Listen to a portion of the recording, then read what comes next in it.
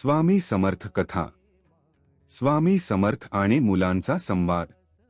एकदा काही लहान मुले स्वामी समर्थांकडे आली. सगळेच मुले मोबाईलमध्ये गुंग होती. स्वामी समर्थ हसून म्हणाले, बाळांनो, काय पाहताय इतकं लक्ष देऊन?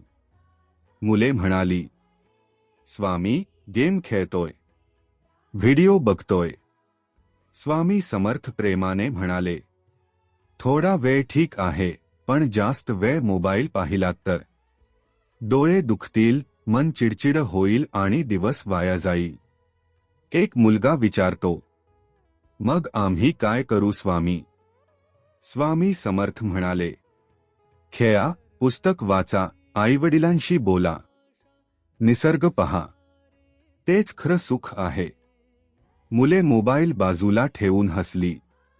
स्वामींनी आशीर्वाद दिला, संतुलन ठेवा, तर आयुष्य सुंदर होईल. बोध मुलांसाठी. मोबाईल कमी वापरा. खेळा, शिका, बोला. दिवस खराब न करता आनंदी जगा.